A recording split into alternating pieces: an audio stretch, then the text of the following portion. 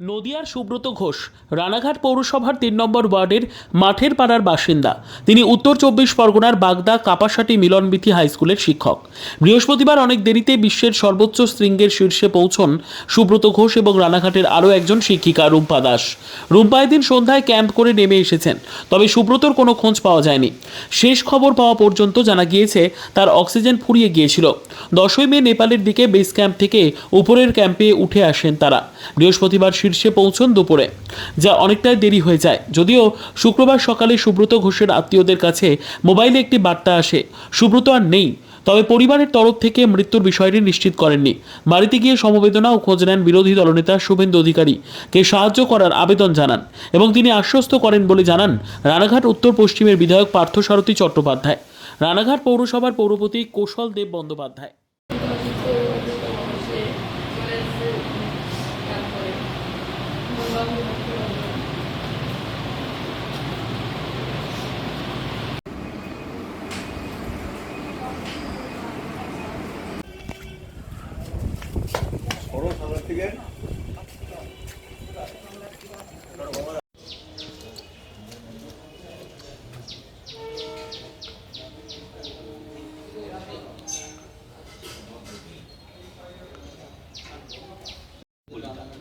জিজ্ঞেস করো পি সুভাষিসের বাড়ি, ডাক্তার পি সুভাষিস, তার পেছনের বাড়ি।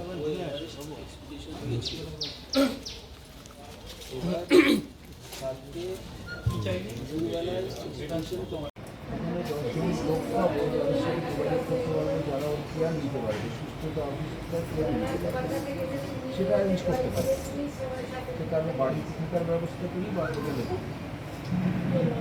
সেটা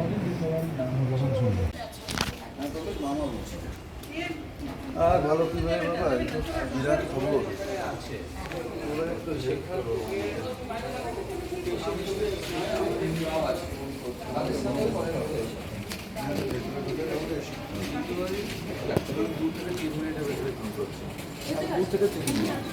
যান আপনি যান, আগে 5 মিনিট পর এখন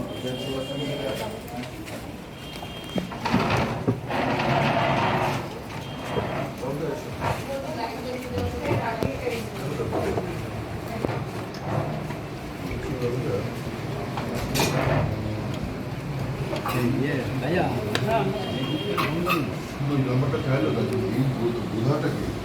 বোধাটা হচ্ছে আপনার ইয়ে শেরপা বোধারাজ ভান্ডারী, হ্যাঁ এ হচ্ছে মালিক, এই এজেন্ট।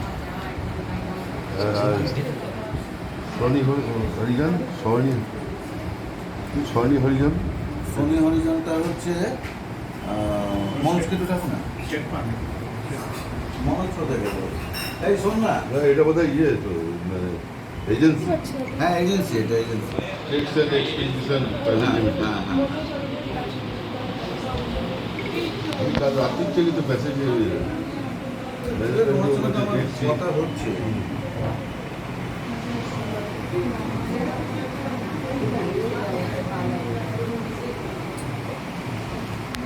সেন্ট্রাল লেভেল থেকে ওই জিনিসটা খুব ভালো লাগে।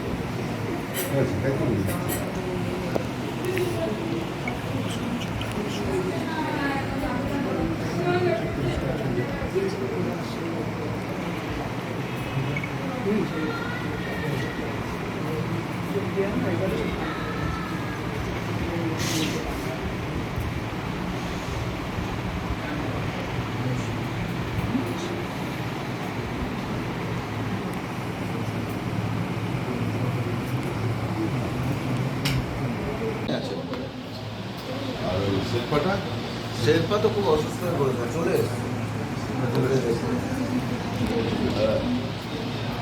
ও প্রায় 7,800 তবে অ্যাকচুয়ালি ক্যাম্প বেস ক্যাম্প যেটা থাকে, তারপর camp 1, camp 2, camp 3, camp 4। Camp 4টা হচ্ছে 7,905 মিটার, আর এভারেস্ট হচ্ছে 8,848। তো ক্যাম্প 4-এ ওরা ছিল 8:30টার সময় রাত্রেবেলা বেরোনোর কথা, ঠিক আছে। তো বেরোতে গিয়ে ওয়েদার খারাপ হয় এবং কয়েকটা ঘটনা ঘটে, যেমন ক্রোয়েশিয়ার একজন ছিল, তিনি কুইট করে যান। ম্যাকের একজন ছিল কৃষ্ণনগরের অসিত মণ্ডল, তিনি কুইট করে যান যে পারবো না। একজন মারাও যান ক্যাম্পে, ওই বেস ইয়েতে ক্যাম্প করে মারা যান। যারা টুইট করে গিয়ে তারা কি আর নামতে পারেনি? তারা নেমে পড়েছে, তারা ওঠেনি আর, ওঠেনি। এবার 8:30টার জায়গায় 10:30টার সময় ওয়েদারটা একটু ভালো হলে আবার রাত্রেবেলা ওরা বেরোয়।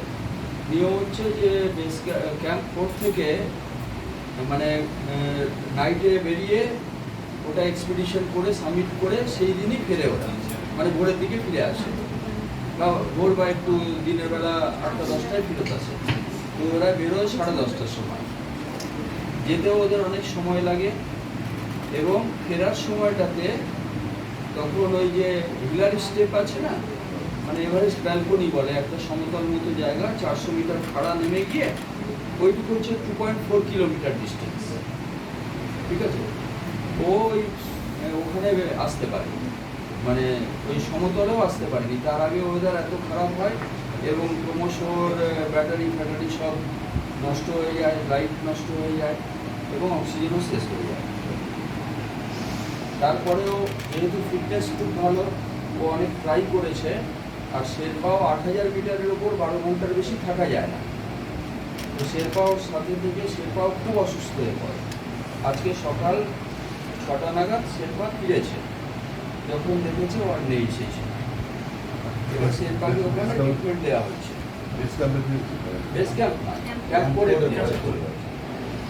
এবার আজকে এবং আগামীকাল ওয়েদার ফোরকাস্ট ছিল যে ওয়েদার খারাপ থাকবে, সেই জন্য রেগুলার তো বিভিন্ন দেশ থেকে এক্সপিডিশনে লোক যায়।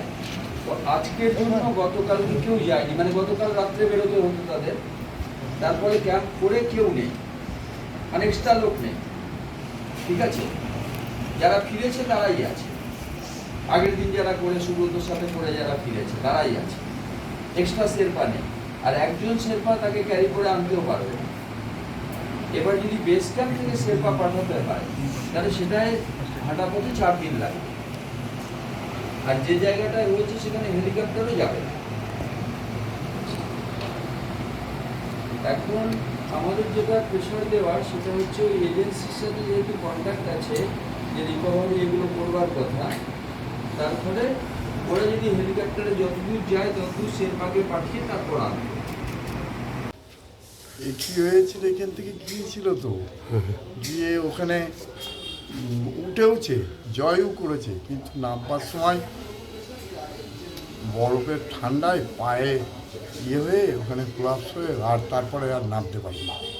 এই পর্যন্ত যে আমরা চেষ্টা করছি যাতে বডিটাকে নামানোর, যে কোনো প্রকারে যেন বডিটা আনতে পারে রানাঘাট পর্যন্ত, তাতে যা যাওয়া লাগে যা করে ওখানকার গভর্নমেন্টের সঙ্গে কথা বলেছে, কিন্তু এখন এটা নামানো যাচ্ছে না কেন? কারণ এখন তো বরফের স্তূপে তো ঢাকা পড়ে যাবে ওখানে তখন।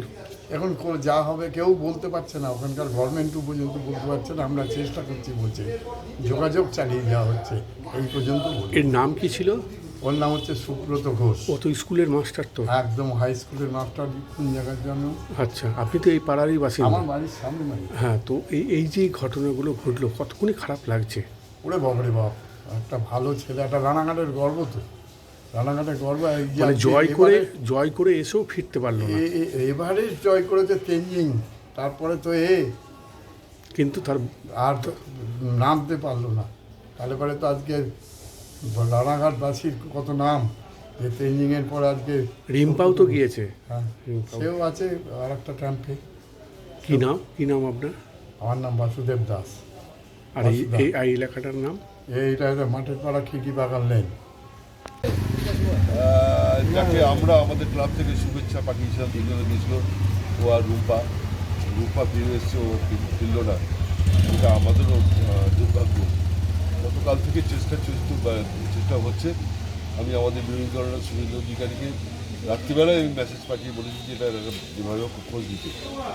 সকালবেলা আমাকে বললো যে ও এক্সপায়ার করেছে, তবে আমি বললাম তাহলে বডিটা নিয়ে আসার, যদি রেস্কিউ করার কি বলে এজেন্সির নাম এবং আমার কাছে চাইলে আমি দিয়ে দিয়েছি। এই বাড়িতে বসেই সুনীল অধিকারীর সঙ্গে কথা হলো অলরেডি আমি ইন্ডিয়ান অ্যাম্বাসিকে জানিয়ে দিয়েছি, এজেন্সির নামটা বলে দিয়েছি, খুব তাড়াতাড়ি রেস্কিউ হবে। আরেকটা কথা, যে এটা কত নম্বর ওয়ার্ড?